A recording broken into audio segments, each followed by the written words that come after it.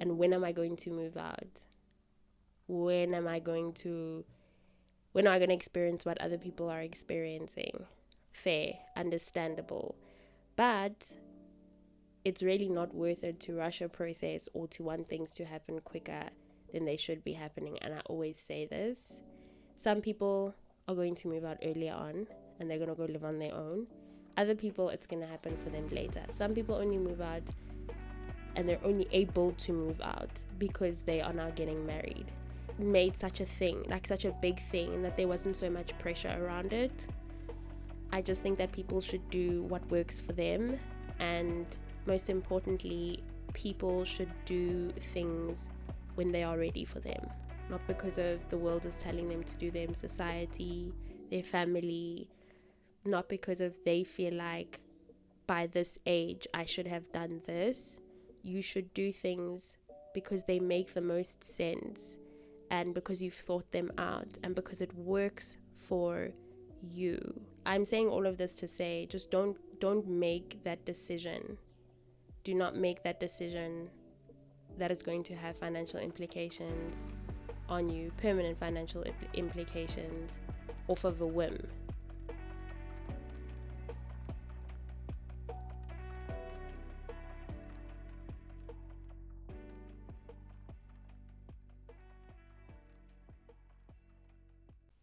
Hi community, welcome back to Acupfulll. Thank you so much for joining me. I really do appreciate it. So in this week's episode, we are wrapping up the Living at Home Diaries series. It's been really interesting talking about it from different perspectives and having the conversations that I have had in the past 2 episodes. If you have not listened to those episodes yet, please do go back and do so. It was really, really nice just to have very honest conversations about living at home as an adult, pretty much, and talking about it with a friend and talking about it with my mother. And maybe I will revisit the conversation, the topic, a little bit later on in the year, maybe next year. But yeah, it's been really, really, really, really interesting. So again, please do go back and listen if you have not. If you have, thank you so much. And also, if you have some thoughts to share, please do so.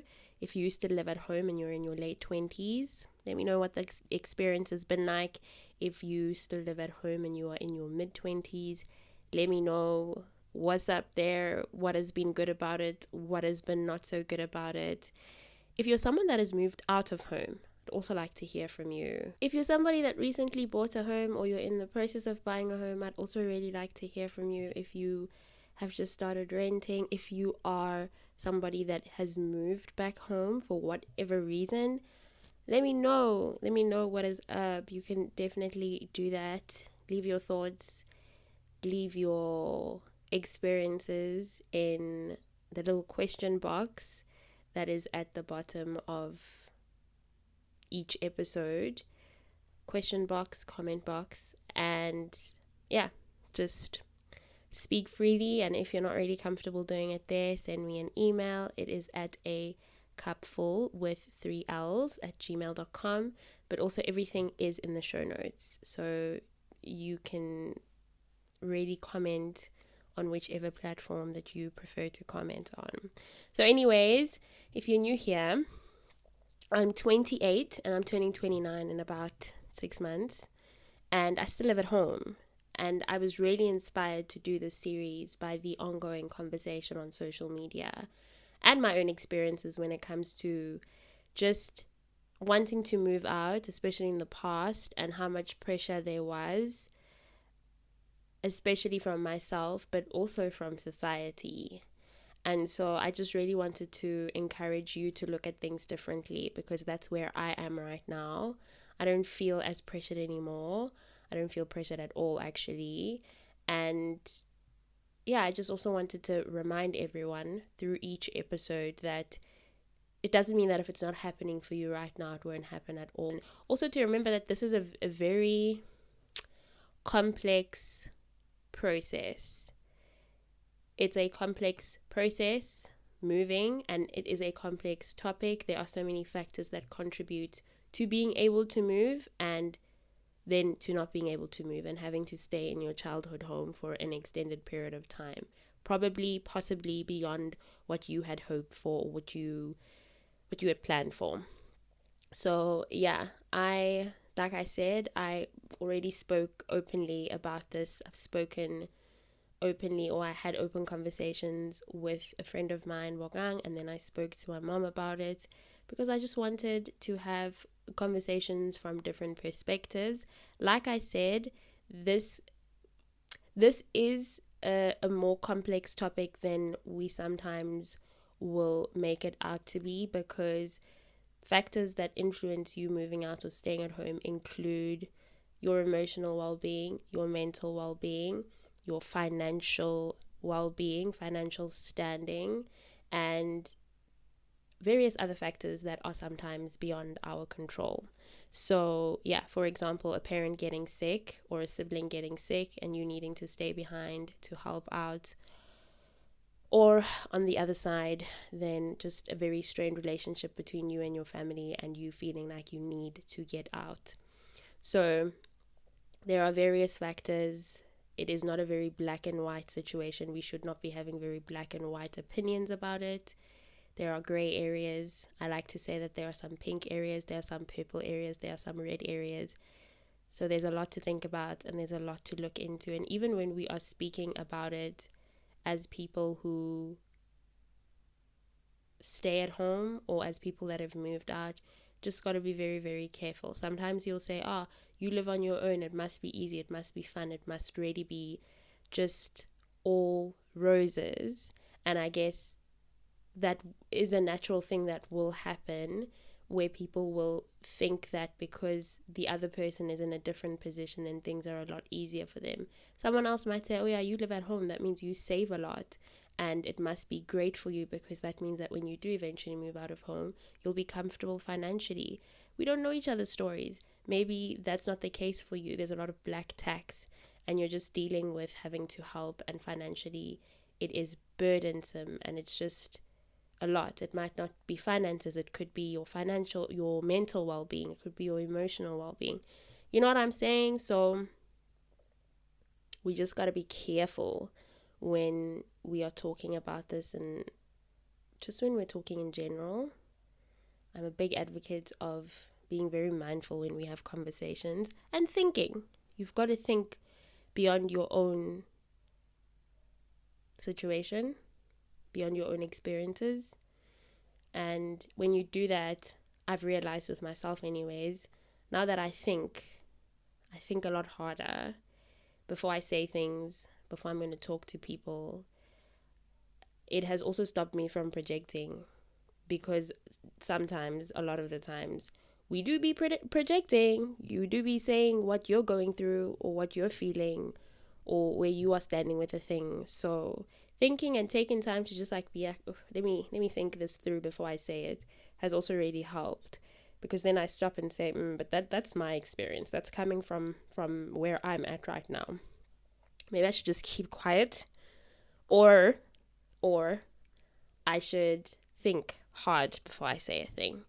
So yeah, I just wanted to close off this topic, close off this conversation by saying, number one, that I'm going to repeat myself. It doesn't mean that because you can't move out of home right now, the situation is never, ever, ever going to change. And I think that sometimes it can feel like that. And I speak from experience. I have lived at home, okay, not all of my life. I lived outside of home when I was in university, the last 2 years of my degree. And that was a very nice experience to have. And it made me realize that I'm not someone that wants to never leave home. I don't think anyone doesn't ever want to leave home. But yeah, I'm just saying that I realized that I enjoy my own space, and I enjoy being able to just live on my own and experience things on my own. And I will 100% say that when I was living on my own, it was really nice to not have to say to anyone, I'm going to be back at this time, or I I'm leaving, goodbye. Sometimes you just want to go, just leave and go about your day, go about your business, and not have to tell anyone that this 1, 2, 3, 4, 5. And yeah, of course, that's not necessarily the story anymore for me living at home, because I have spoken to my mom. We have those boundaries. As long as I've said, obviously it's rude. I'm not rude. I was raised to have manners, and I do live under my mother's roof. So when I leave, I will say, I'm leaving. I'll see you tomorrow. Or I'm leaving. I'll see you later on. And for safety's sake, because that's a very important thing to do and to remember, that we don't live in the safest of times. You do need to let people know where you're going, where you'll be. Just a safety precaution. So I let my mom know, this is where I'm going. If you're trying to get a hold of me and I'm not picking up my phone, then contact this person. You know? So that's really important. But it's not like when I was a teenager, for example, where my mom would be like, what time are you coming back? Can I have this person's parents' number? You know, it's not the same as that. There isn't a lot of hovering. So yeah, it's great that we have those boundaries, but there is still that thing. It's those little things that don't really seem significant, but it's just a part of having your own freedom. And obviously it's not something I can do because I live at home and I live with other people. I also cannot get home past a certain time. Again, this is just a respect thing for me. I'm not going to walk into my mother's house at 12 o'clock in the morning. I just think it's very, very disrespectful. I think it's disrespectful towards my mom, and it's disrespectful towards my siblings. If I was living like in a garden flatlet, that might have been a different story, maybe, but also just I'm not a person that likes to travel at night. I'm a woman, and that is not something that will ever make me comfortable. I just feel like, as it is, we are unsafe in broad daylight. So what about in the creep of the darkness of the night? I don't even know why I said the creep, but in the creepiness of the darkness of the night, what happens then? We're not safe during the day, so at night, I'm not trying to be out here at night either. So yeah, I just don't feel comfortable traveling around at night. So if I lived alone, I would not be traveling late at night either way. But it's just the freedom of coming and going, where there is a limit to it when it comes to living at home. So I understand that there are those desires. It's the little things that you probably see other people say that they are able to do. You see on social media, somebody that lives alone can decide that they're after work, they're gonna go out for dinner, they're gonna go watch a movie, and they don't have to worry about getting home late and waking someone up, or waking the people in the house up late at night and disturbing their sleep. So I get it, but I do want to remind you that we all have very unique journeys. We are all on very, very different paths. You have to remember that, for example, some people, some of the really popular producers, television producers, movie producers, actors, actresses, their careers started really late. So there isn't a specific time where things are going to happen, where things should happen. That is a lie that we have been taught, or that we have been conditioned into believing, especially by society. And so you end up pushing yourself into situations that are not healthy for you, that are not good for you, just so that you can achieve certain things at a certain time, or just so that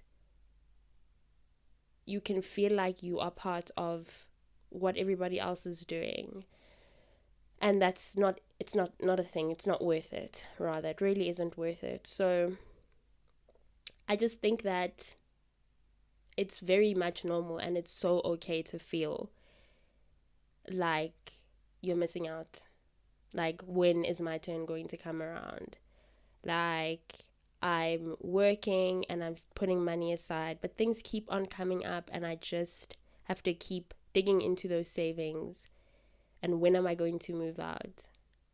When am I going to experience what other people are experiencing? Fair, understandable. But it's really not worth it to rush a process or to want things to happen quicker than they should be happening. And I always say this. Some people are going to move out earlier on and they're going to go live on their own. Other people, it's going to happen for them later. Some people only move out and they're only able to move out because they are now getting married. Some people choose. It's something that they have decided on, that they're going to stay at home until they are married. And there's nothing wrong with that, because I spoke about it in the episode that I recorded. I spoke about it in my conversation with my friend Bokang, and I briefly spoke about it in my conversation with my mom. And there's absolutely nothing wrong with staying at home until you get married. And that's the next thing that I'm going to talk about once I'm done speaking about this. I want to clear the air. I just want to clarify a few things that I have said that I understand were probably not clear, or it might have sounded like I'm contradicting myself. So I do want to speak on those things.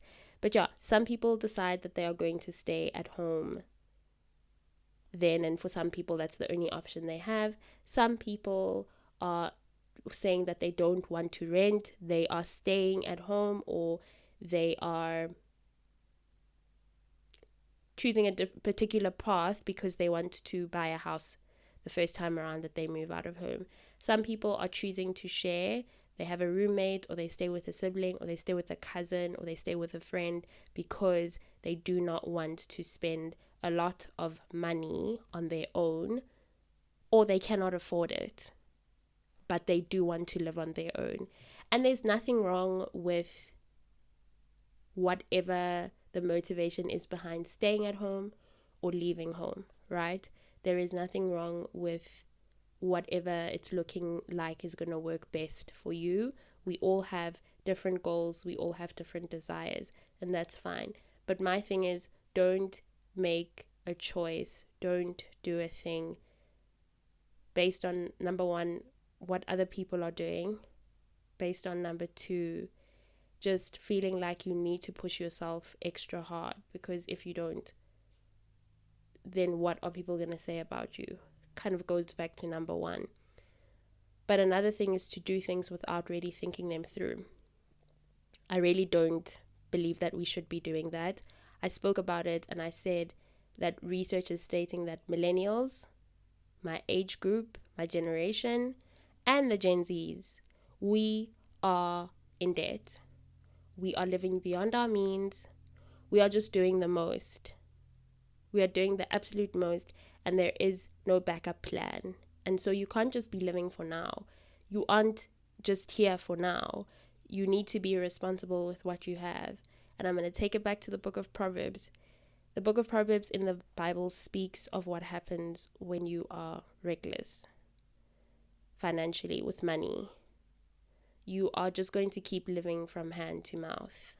Now, granted, I very much understand that there are socioeconomic factors that are forcing many people to live from hand to mouth. I'm very much aware that the gap between the rich and the poor in this country, in South Africa, it keeps getting bigger by the year, by the decade, you know. I understand that we have the highest rate of poverty on this continent and in the world.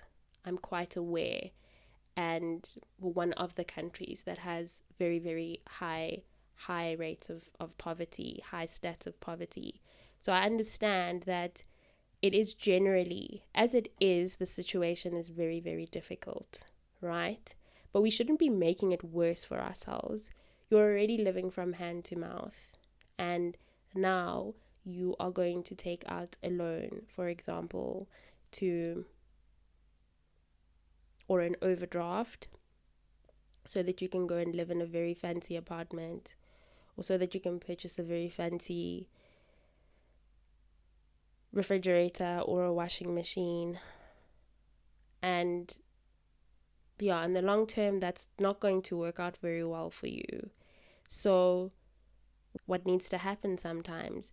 what needs to happen for a while, especially if you're someone that does want to build wealth or to have a financial security over a long period of time, in the next 30 years, 40 years. You've got to live a very balanced life financially.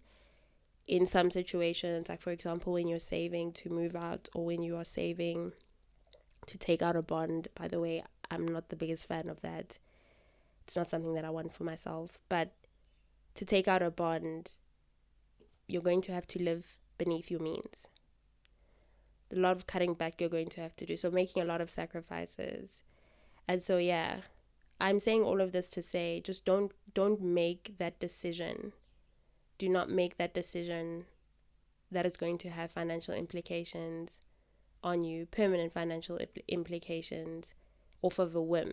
Don't make that decision off of a whim. Do your research. And if you're someone who plans on moving out maybe next year, start saving for it now. If you've already saved for it, then make sure that you are buying kitchen items over the next 4, 5, 6 months, and then the next couple of months you're going to be purchasing other things. So just be mindful, be careful, and yeah, think it through, do your research, and don't be pushed by the pressures that you are feeling of the world, or of society, or of your peers. You know what I'm saying? So yeah, I really do prompt everyone to get their financial literacy in check, because it is going to impact you for the rest of your life. And also something else I realized is, when you're not financially literate, right? This was me in my early to mid 20s. When you aren't financially literate, it doesn't matter how little you are making or how much you are making. You could be getting 4,000 rands a month, and because you are living a lifestyle that just does not suit your pocket, it is just weighing too heavily on your finances, that 4,000 rands, you're not going to do much with it. You will not do much with it. And even if you earn 40,000 rands, because you have not taught yourself, because you do not understand how money works, you're just going to waste it. You're going to be reckless with it. I'm going to make an example. This isn't even the episode for this. But I do want to make this example, because it is still valid for this episode, for this topic. When I used to earn 5,000 rands at one job, I would, listen to this, I would get my hair done. This was done on a monthly basis. So I'd spend like 650 rands on my hair, and then I'd do my hands and my toes, and that would amount to also 600 and something rands. Sometimes it would be a lot more than that. So let's say for my hands, let's say for my hair and the nails, both hands and feet, I'm already spending 1,500, 1,600 rands. That is a big chunk of that 5,000 rands. And mind you, I still need to have money for transport to get to work. I still need to buy myself toiletries. I still have to buy myself clothes. I still have a few things to pay off. You know, by the time I was on the third day of the month, my entire salary was gone. And that's how I was living. 5,000 rands, that's bad enough as it is. And this was obviously a couple of years ago when I started working, when I just came out of varsity. But I'm somebody, as I've said, I've been living at home. Since I came back from varsity, I've been living at home. I haven't had heavy responsibilities. I haven't had heavy, hectic responsibilities. I was never ever required to buy things that were too expensive. I did not have any heavy financial obligations, but my money was still going nowhere, and I was still doing absolutely nothing with my money. So, yeah, what needs to happen in a situation where you're making that much money? Because if you cannot be trusted with little, how are you going to be trusted with much, as it says in the book of Proverbs? If you are somebody who is spending the money, the little money that you have, how are you going to take care of the big amount of money that you are going to be given? You know what I'm saying? So in a situation where you are getting that money, as little as it is, this economy is atrocious, you have to make some sacrifices. You definitely have to, 100%. So moving out, that comes with a sacrifice. It really, really does. And if that's something that you want for yourself, you're going to have to make the sacrifices. You can't have it all. I mean, you could, but probably in the coming couple of years or the next few decades when you are financially secure. Right now, a lot of people in their 20s, in their 30s are building their financial security. So you have to make those sacrifices, and it will be worth it in the end. So yeah, you just gotta do it. There's nothing else to it. There is no other way around it. And we have to be for real. We have to be for real about making those sacrifices. So yeah, just focus on that financial literacy aspect of things. It will make a huge difference. It has made a huge difference. Being interested in understanding money better and understanding that there are just some things that depreciate in value and I cannot be spending a lot of money on them. There are just some things that I can get away with getting a cheaper version of it, and I'll still look nice, and I'll still smell nice, and I'll still enjoy that thing. So yeah, guys, if financial literacy is not something you were taught, if saving is not something you were taught to do, if you are not familiar with all of that stuff, you're an adult now, you do need to, for your own good, for your own future, if you want kids, if you want a family, if you want to be married, for the sake of your future family as well, because you are now going to be responsible for other people, and being responsible for little children and their future, that's a big thing, and you need to know how to spend the money wisely that would be in your hands, that you would be receiving. So yeah, I said that I wanted to clarify a few things from what I said in the previous episode. If you listened, you will know what I'm talking about. So I had said that I'm going to stay at home until I get married, which is something that I do want to do, but it sounded very vague, and it also sounded like I was contradicting myself, because I also said I have no problem with leaving home. I will leave home. I'm very open to it. So I was speaking from a place of, I'm going to get married soon. I know I'm single, but hopefully I'm praying to the Lord that it will be soon, and then that will obviously mean that it would make more sense for me to stay at home until I'm going to get married. But obviously, if it is not God's will for that to happen for me anytime soon, then I'm not going to stay at home, until I'm in my mid 30s. I don't want to do that.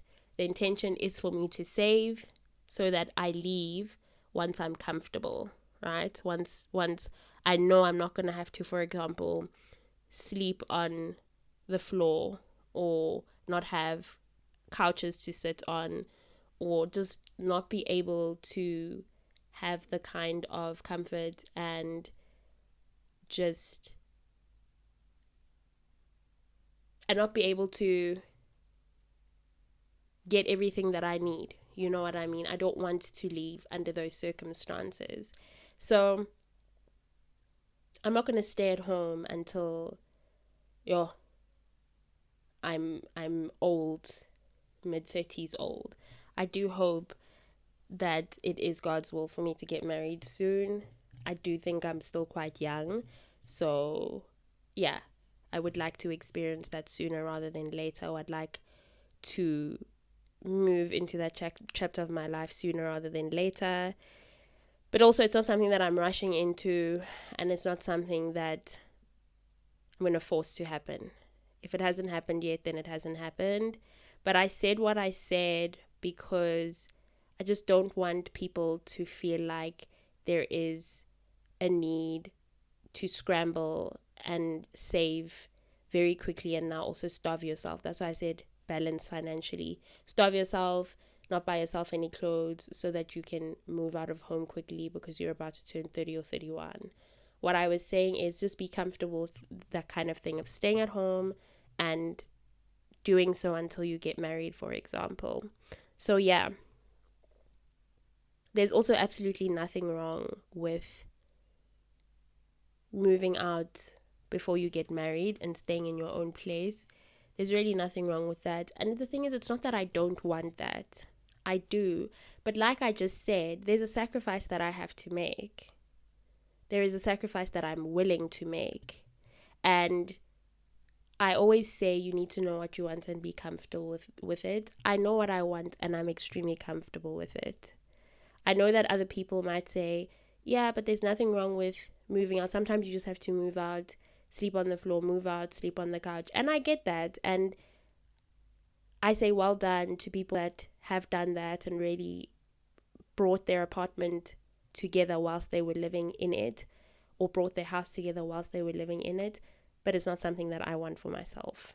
You get me? So, yeah, we all want different things and we are all in very different situations. And I understand that. And I'm very mindful of that whenever I talk about this. Like I said, it's not a very black and white thing. It's not the same for everyone. So, yeah, I recognize that and I 100% accept that. I also found an article, speaking of staying at home until I get married, I found an article in Business Insider. Her name is the interviewee.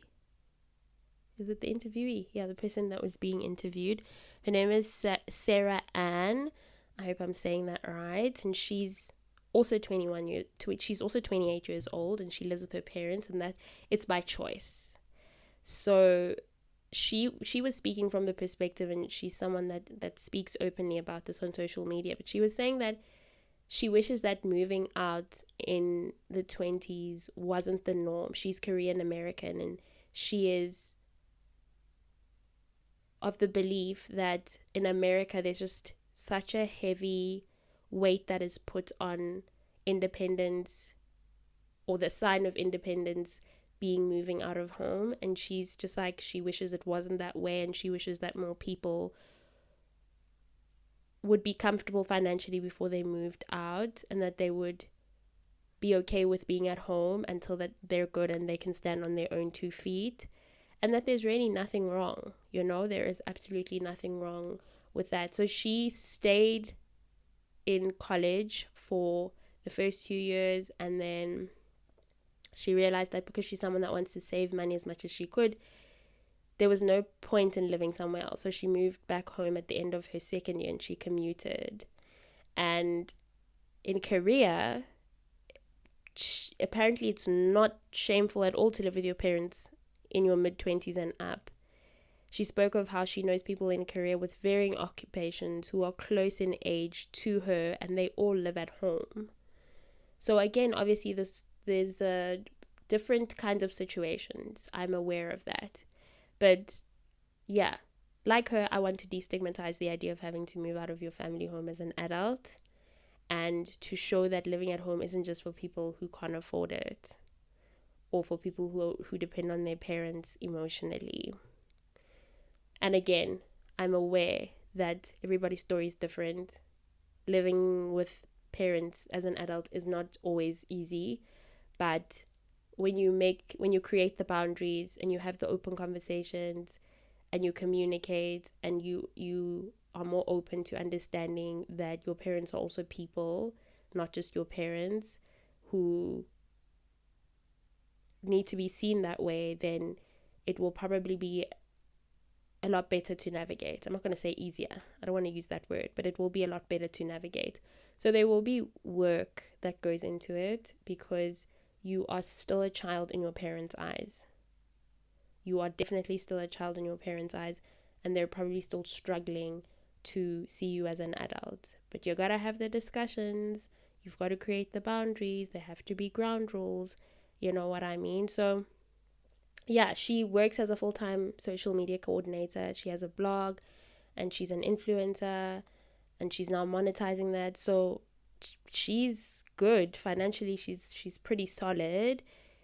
She also said that she supports herself financially. She doesn't pay rent, but she contributes about $1,000 per month, which goes towards everything that they need to make sure that the house is running.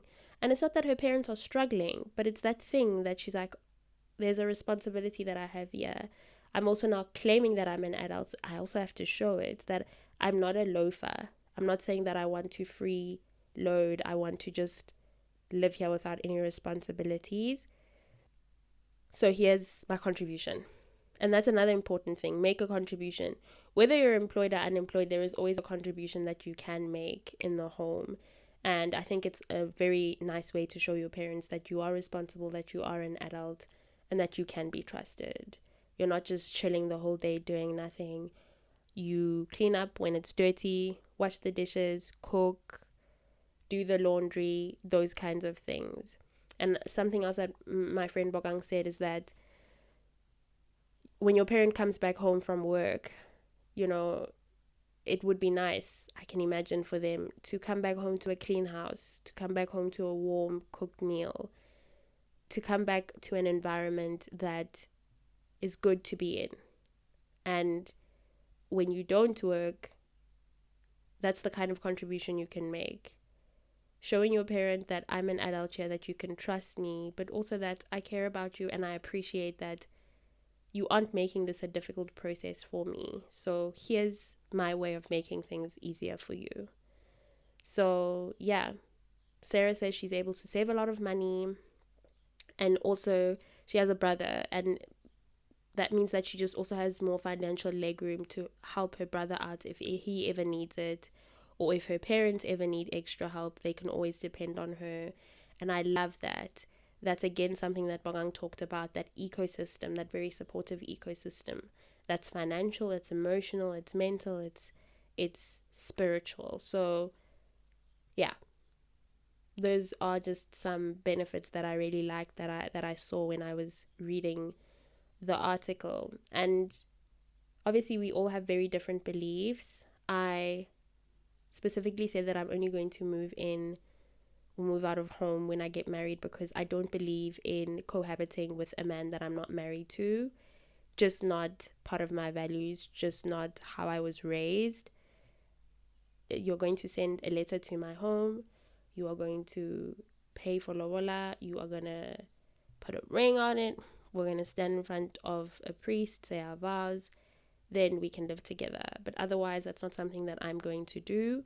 However, Sarah says that she stays with her parents during the week and at her boyfriend's on the weekends for the most part.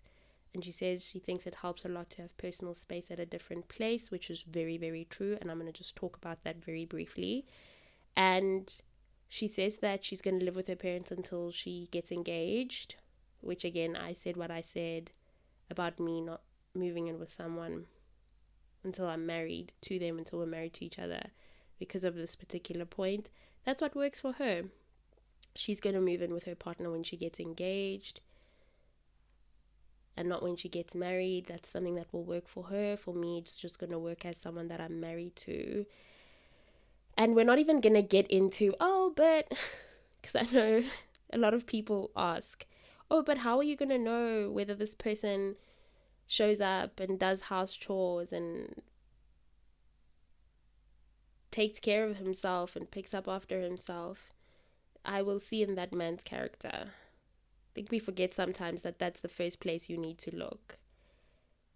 Those other things, those are just things that the physical body does. But when you can see and when you look at their character for real and you're looking at them for real as quickly as possible, not with bias. You will see how they're going to show up physically, emotionally, mentally, spiritually, and so forth. So, yeah, those are just my beliefs. I also wanted to say that it's really good to go out of the home. When you live at home, go stay in an Airbnb for one night, stay over at your friend's place for another night, spend time, go on holiday, go to a different city. It's good to be in different spaces. You don't want to be in the same place all the time. I think it might just make you go insane. It has really nearly once been like that for me. But yeah, it's good to be in different spaces, be in different environments. That's really good. So I think if you're someone that lives at home, do that.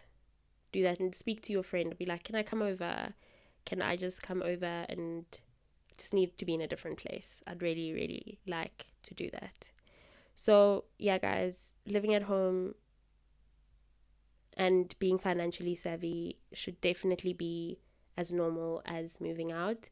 And I really would like us to have more conversations, even on social media. I'd like for people to be more honest, talk about the implications of moving out, and talk about from a perspective of, had I stayed at home, maybe I would have been able to save more, or staying at home another year wouldn't have been that bad because I would have been able to save more and not feel like I'm drained. I'm living hand to mouth. I'm paying for rent, I'm buying food, I'm paying for my bills, and then the money is finished. So, yeah. Yeah. And like I said, I don't disagree with moving out in your 20s, but Sarah actually said this in this article. I wish that it wasn't made such a thing, like such a big thing, and that there wasn't so much pressure around it. I just think that people should do what works for them, and most importantly, people should do things when they are ready for them, not because of the world is telling them to do them, society, their family, not because of they feel like by this age I should have done this. You should do things because they make the most sense and because you've thought them out and because it works for you. So, yeah, I know that it's not the same for all of us. I am quite aware that we all come from very different backgrounds. If you are in a position where you can stay at home and save and you have a supportive family that wants you around and that makes life easier for you, then take comfort in that and don't push yourself too hard.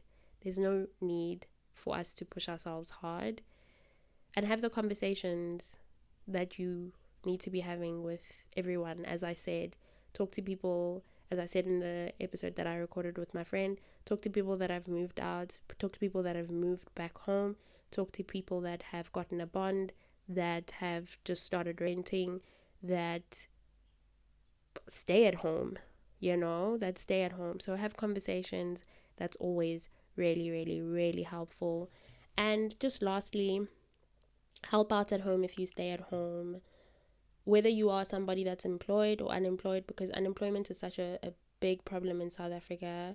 A lot of young people are unemployed and they're frustrated and they're at home, and it can feel like you are, I want to find the right vocabulary for this.